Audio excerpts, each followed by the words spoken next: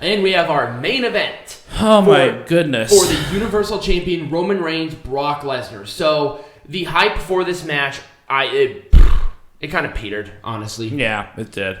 Like, it was, I said it was a fun, well, no, I'm sorry, wrong notes.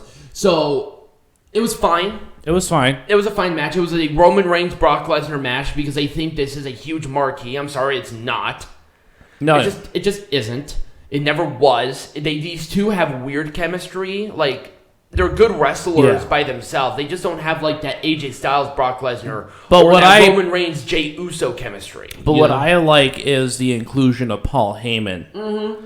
That was great. That is what's making this storyline better. It's not Roman Reigns. It's not Brock Lesnar. It's Paul Heyman. Paul Heyman is the glue that's keeping this together. And Reigns did win with a belt shot to the face. Lesnar is going to be suspended indefinitely because of a post-match or a post-pay-per-view thing after. It's not going to last very long. They'll have a rematch at Survivor Series or whatever. You think so? No, they're going to do Roman Reigns versus Big E. Maybe. I guess. But they're going to have a rematch at some point in time. You know that. Oh, definitely. Yeah. So, I really don't have much else to say about this match other than Roman Reigns winning. That was really about it. That was about the show. So, when we come back, we will not only make somehow Crown Jewel Majestic again, WWE Majestic again, but Pro Wrestling Majestic again. All right. Peanut Gallery, let's make this shit Majestic again. Oh, my God. All right. So with the Roman Reigns, we just talked about this. I kind of have an idea. Paul Heyman makes a rivalry. Let's just keep doing whatever that is. I wouldn't have had the Usos interference. I would have just done something batshit like that, and without the Uso interference, it felt unnecessary. Oh, the Usos interference. I forgot. I forgot that the Usos interfered. Yeah, they had the double super kick, and then that. I'm like, I feel like it would have been a little more impactful if the Usos were not involved. Yeah, just personally speaking. Yep. So we really talked extensively about this. We really broke this down. I don't think I could have booked the match actually in the ring better than they did. Just the winner difference. That's literally about it. Put it on a SmackDown person, please. Right. two people on Raw, going for the SmackDown Women's Champion. Again, I would have had a story different. The match itself was good. I wouldn't have done anything differently. Maybe a little, Drew McIntyre aggression heel. That would have been kind of neat. Yeah, maybe so. Showing some of those tendencies. Right. Let's start maybe sprinkling in some Uzi turning heel soon, or because there are rumors going around that some superstars will be making some switches. Yep, and I think Drew McIntyre might be one of those guys that might do something like that. Right. And I feel like this would have been a great match to maybe integrate. How do people feel about maybe a Drew McIntyre heel turn? Mm-hmm. And I think that would have really added to the match. Because it's babyface. It's hard to really get into it. Right, it is. So, that's just kind of what I would have done with it. But, overall it was fine. Yeah. I couldn't have booked this better. No, it was very well booked. It was very well booked. Yeah. WWE, wow. WWE actually booking something. Wow. That's weird as shit. I think we broke this down very adequately. We did, especially with that. Here's my thing, because I believe it just needed a few more elements to really make it a grudge match, right? And then maybe with the Hurt Business getting involved, I would have done that just a little bit differently. But other than that, I think we really broke this down really well to make this shit majestic again. Oh yeah. And honestly, give this like another month and it would have been really good. Right. Well, they did, but they had Goldberg. All right. Well, this was pretty boring. It was very uninspiring match. It was a very uninspiring tournament just in general. Right. Where was the specialty? Where was the emphasis on being the first Queen's Crown? Right. Unfortunately, here's the thing with Crown Jewel.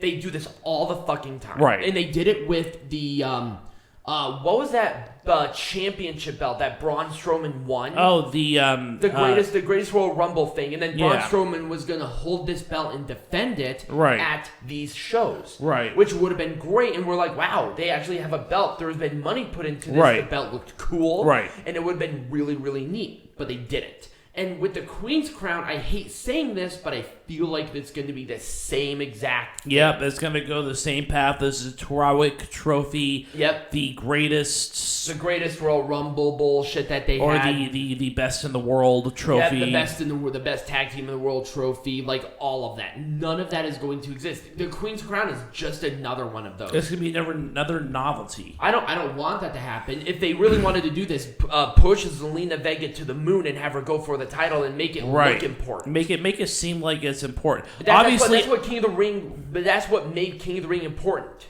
Right, was that the winner got the world title opportunity. Or they were pushed to the main event scene and they stayed there with Mabel, with Owen Hart, with Bret Hart, with all of these guys, with King Booker. With Steve Austin. With Steve Austin, yeah, exactly.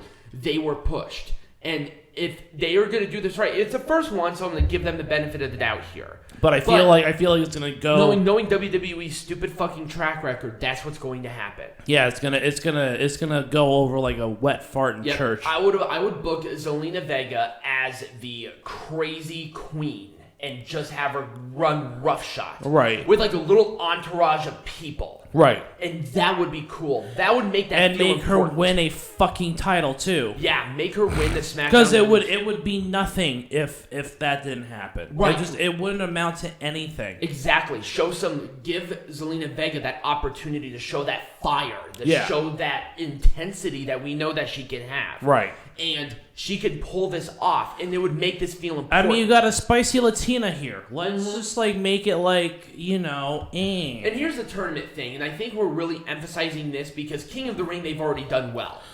But the Queen's Crown, the qualifying matches were 3 minutes long. Yes, and it didn't really give me a lot of inspiration. As it relates to a tournament, it's not it's not from beginning to end. The beginning is when you win it. Right. Then you go on from there. Right. It's not the ending. That's the beginning of it. Right. So as long as they book Zelina to be this big-time, rough-shot, main eventer, crazy with power, like they did with William Regal when he won King of the Ring, right. That made that feel important. Right.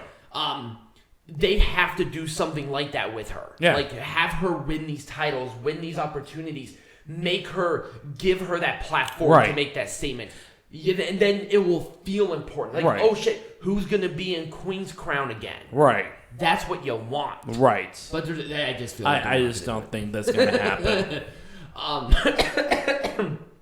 Have fucking RK Bro wrestle somebody else, please. Yes, that's kind of the idea. The AJ Styles Omos thing is done. That act is over. Mm-hmm. Let them go their separate ways.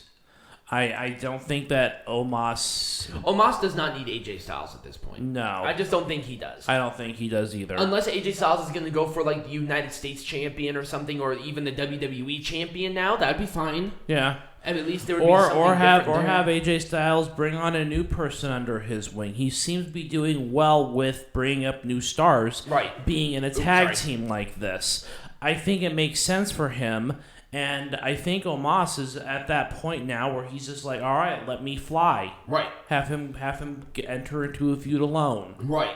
Or, like I said, WWE champion, have Omos being that, that wild card like they used to instead of just winning the tag team titles. I don't think he needs to be a wild card anymore. What would you do with RK Bro? Do you have anything, at least as of right now, RK Bro? I think that their next opponents need to be Alpha Academy, and here's why: is because that's another group of 2 singles stars who just need to find their way. They don't even have to win the tag team championships, but at least give them enough exposure and TV time so that when Alpha Academy does go their separate ways, at least they're off to the races. Actually, no, I like that idea, but they were winning matches on SmackDown. Have them continue to win big and see, but again, have them go for the tag team champions. They don't have to win the tag team champions, but then split them apart because they're single stars through and through. Right. I think that they wanted to do the same thing with Montez Ford and Angelo Dawkins. Eventually, they are going to break that tag team up. There has been talks about this. They're on Raw. Why don't you have them go for the tag team titles? They don't have to win the tag team champions, but allow them a platform to showcase their skills against veterans, and then you split them apart. Exactly. That's kind of the trajectory it has to go. Right. Otherwise, AJ Styles and Omos are going to be stuck in tag team limbo forever. Right. I don't want that. I want Omos and AJ Styles to do their own things. Right. That's it. Right. This has to be done. I would I would give Mansoor a little more of like some higher end rivalries. Unfortunately, it's not. It's not going to happen. These two are going to continue to feud and they're continue to do some bullshit with them. And it sucks because Mansoor showed great fire. Mustafa's good. I think he's out the door though. I think he's out to lunch. I think he's done. And Mansoor, I mean, he'll be there for a while. There's definitely something with him. He'll probably be at least a good mid-carder guy. But yeah, Mustafa Ali, he's been screwed over by this company a lot. Yeah, he has to be done, man. I would totally be done. Yeah. And we really talked about this one quite a bit. I would do Rollins with a different program. I would have, honestly, I would do Edge Big E. That's what I would go for now because he just won this huge high-profile rivalry. Right. And at this point, these two have to be separate again. Because if they continue to have these matches, what else can they do after Hell in a Cell? Right. Like, that's like, boom, rivalry done kind of match. Right.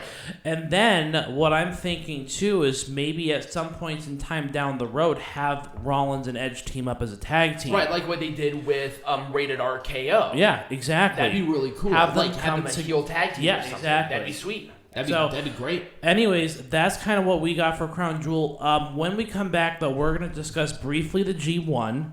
We didn't watch the finals or anything. I watched the final match. Oh, you did? Okay. I only watched the final match, and I watched matches interchangeably. Yeah, but let's talk about it for a little bit before we move on to the main events, so to speak. And we'll be right back. Yes.